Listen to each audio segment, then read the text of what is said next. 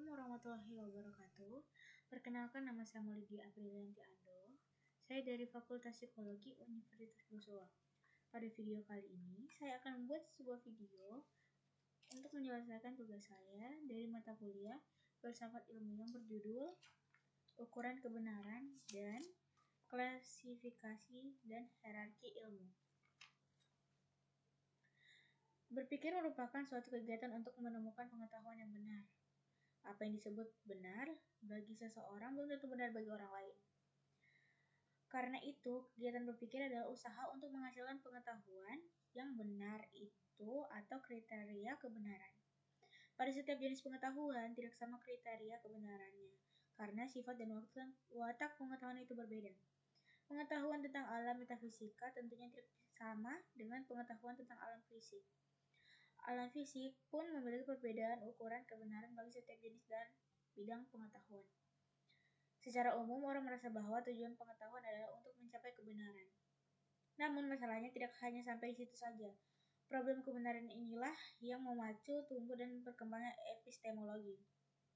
Telaah epistemologi terhadap kebenaran membawa orang kepada sesuatu kesimpulan bahwa perlu dibedakan adanya 3 jenis kebenaran, yaitu kebenaran epistemologis, kebenaran ontologis, dan kebenaran semantis. Kebenaran epistemologi adalah kebenaran yang berhubungan dengan pengetahuan manusia.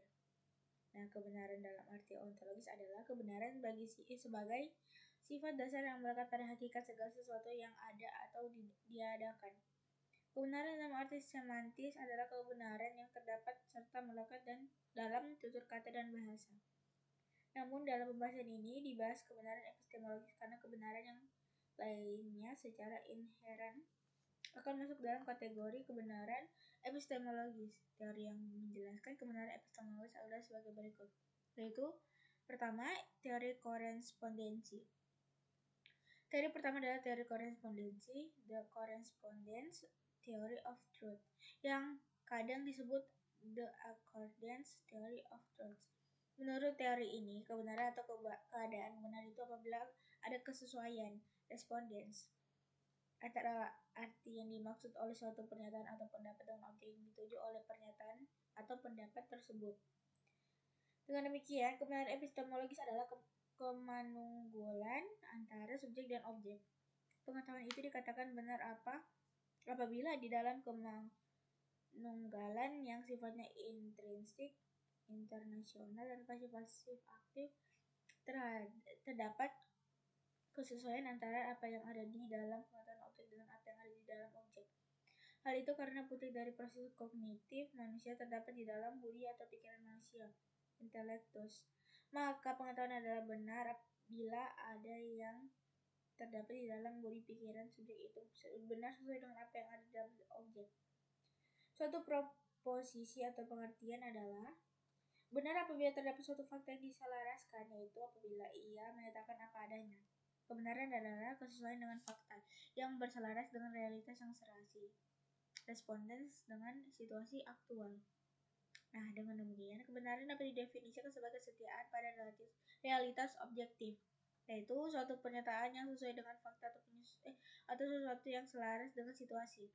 Kebenaran ialah persesuaian argumen antara pernyataan statement mengenai fakta dan fakta aktual atau antara putusan judgment dengan situasi seputar environmental situation yang diberi interpretasi. Teori korespondensi ini pada umumnya dianut oleh para pengikut realisme. Di antara pelopor teori korespondensi ini adalah Plato, Aristoteles, More, Russell, Ramsay, dan Tarski. Teori ini berkembang oleh Bertrand Russell pada tahun 1872 sampai 1970. Seseorang yang bernama Carl Ders, seorang pengamat realisme kritis Amerika, berpendapat bahwa keadaan benar ini terletak dalam kesesuaian antara esensi atau arti yang berkaitan dengan esensi yang terdapat di dalam objeknya. Namun yang terjadi permasalahan sekarang adalah apakah realitas itu objektif atau subjektif. Dalam hal ini ada dua pandangan, realisme epistemologis dan idealisme epistemologis.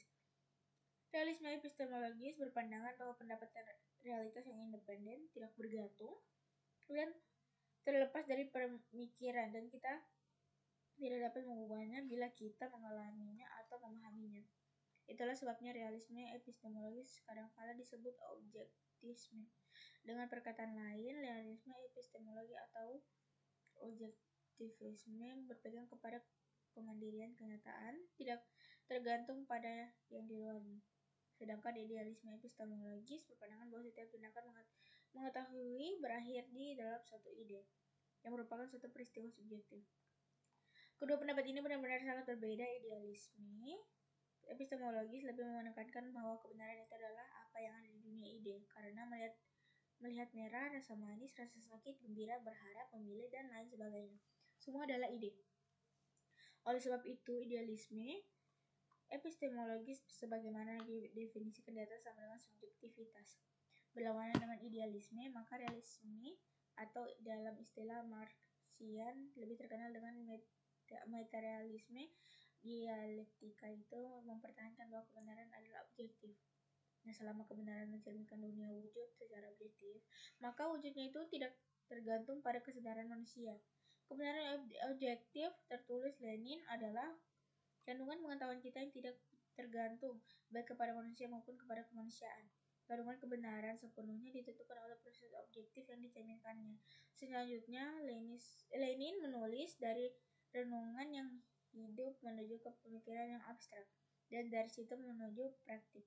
Demikian proses dialektika tentang pengenalan atas kebenaran atau realita objektif. Mengenai teori korespondensi tentang kebenaran dapat disimpulkan sebagai berikut. Kita mengenal dua hal, yaitu pertama, pernyataan, dan kedua, kenyataan. Menurut teori ini, kebenaran adalah kesesuaian antara pernyataan tentang sesuatu dengan kenyataan sesuatu itu sendiri. Sebagaimana contoh dapat dikemukakan, Jakarta adalah ibu kota Republik Indonesia. Pernyataan ini disebut benar karena kenyataannya Jakarta memang ibu kota Republik Indonesia. Nah, kebenarannya terletak pada hubungan antara pernyataan dan kenyataan. Adapun jika dikatakan Bandung adalah ibu kota Republik Indonesia, pernyataan itu salah karena tidak sesuai dengan kenyataan. Dalam dunia sains, teori ini sangat penting sekali digunakan guna mencapai suatu kebenaran yang diterima oleh semua orang. Nah, seorang ilmuwan akan selalu berusaha meneliti kebenarannya yang melekat pada suatu sungguh-sungguh, sehingga apa yang dilihatnya itu benar-benar nyata terjadi, bukan hanya pandangan semu belaka.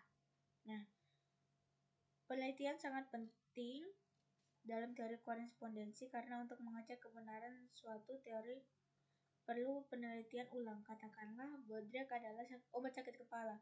Untuk membuktikan kebenaran pernyataan ini tidak hanya memakai obat tersebut, tetapi juga meneliti ulang kebenaran unsur-unsur yang terdapat dalam obat bodrek. Dengan demikian, suatu pernyataan tidak hanya diyakini sedemikian rupa, tetapi dilakukan untuk diteliti. 2. Teori koherensi tentang kebenaran. Teori yang kedua adalah teori koherensi atau konsistensi, the consistent theory of truth, yang sering pula dinamakan the coherent theory of truth. Menurut teori ini, kebenaran tidak dibentuk atas hubungan antara putusan judgment dengan sesuatu yang lain, yaitu fakta realitas, tetapi atas hubungan antara putusan-putusan itu sendiri. Dengan perkataan lain, kebenaran ditegakkan atas hubungan antara putusan yang baru itu dengan putusan-putusan lainnya yang telah kita ketahui dan diakui kebenarannya terlebih dahulu. Nah, jadi suatu proposisi itu cenderung untuk benar jika proposisi itu koheren, saling berhubungan.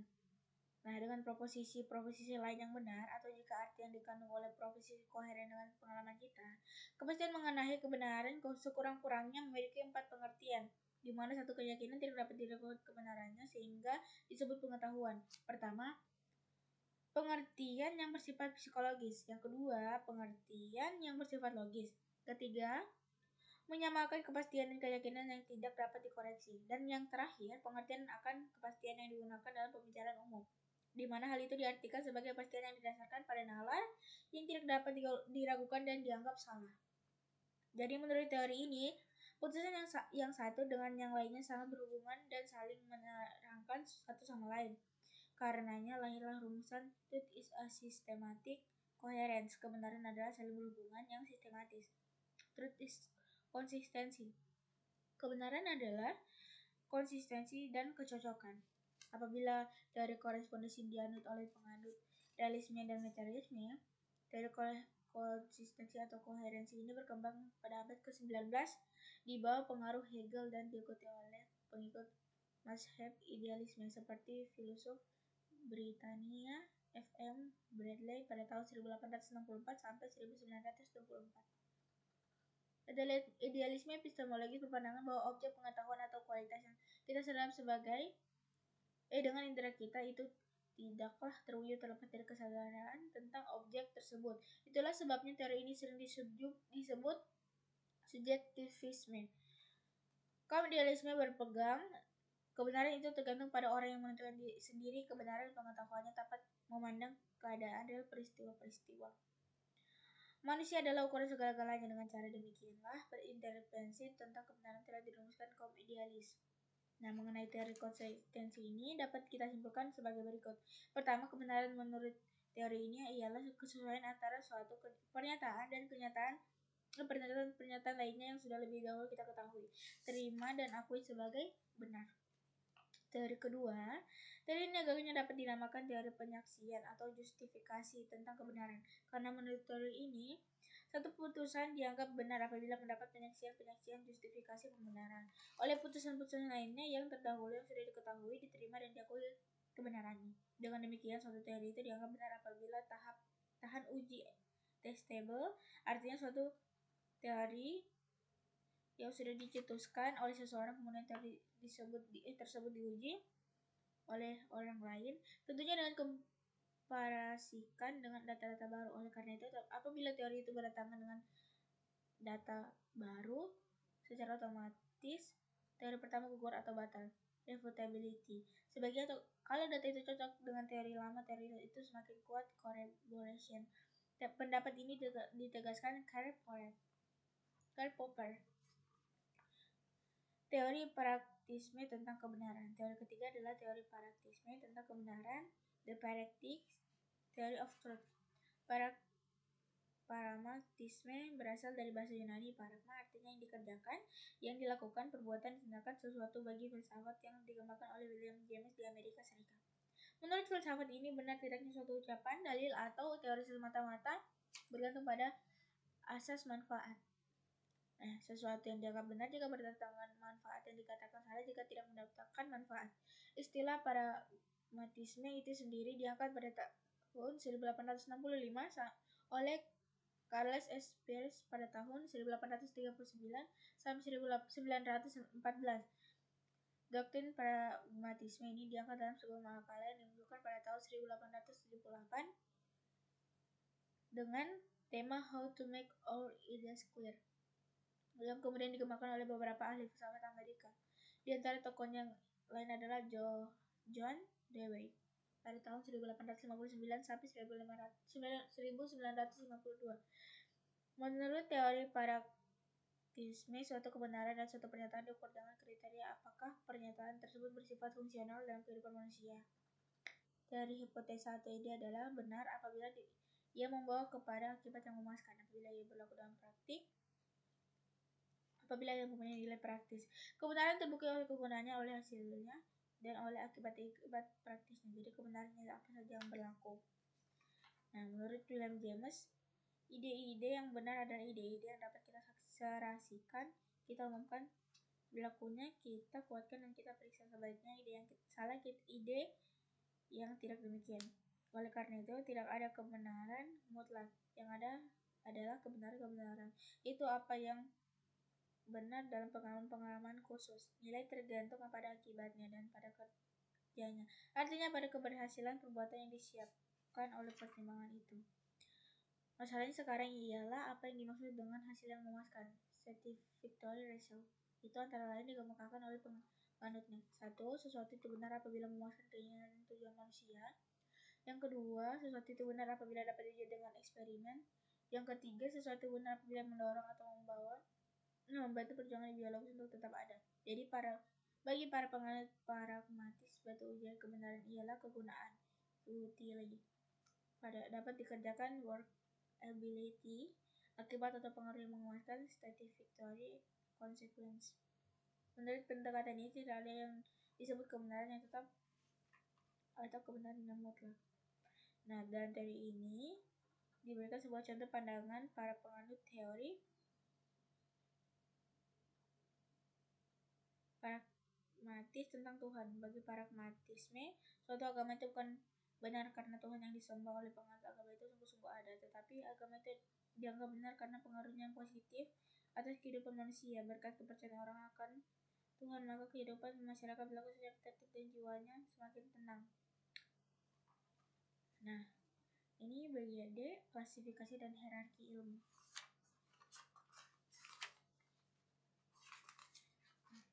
Para filosof muslim membedakan ilmu kepada ilmu yang berguna dan yang tak berguna. Kategori ilmu yang berguna mereka memasukkan ilmu-ilmu duniawi seperti kedokteran, fisika, kimia, geografi, logika, etika bersama disiplin-disiplin yang khusus mengenai ilmu keagamaan. Ilmu sihir, akademi, dan numerologi, ilmu nujum dengan menggunakan bilangan dimasukkan ke dalam golongan cabang-cabang ilmu yang tidak berguna. Klasifikasi ini memberikan makna implisit menolak adanya sekularisme, karena wawasan yang kudus tidak menghalangi orang untuk menekuni ilmu-ilmu pengetahuan duniawi secara teoris dan praktis. Secara umum ada 3 basis yang mendasar dalam menyusun secara hierarkis ilmu-ilmu metodologi, ontologis, dan etis. Hampir ketiga kriteria itu dipakai dan diterima oleh para ilmuwan muslim sesudah membuat klasifikasi ilmu-ilmu.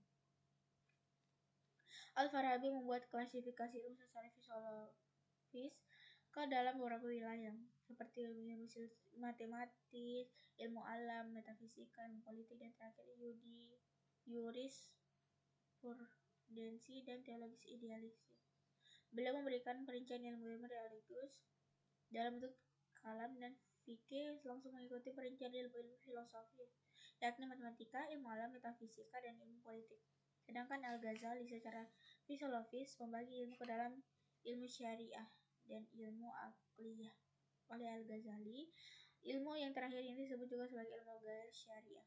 Gitu juga Qut al-Din membedakan jenis ilmu menjadi ulum hikmi dan ulum gair hikmi.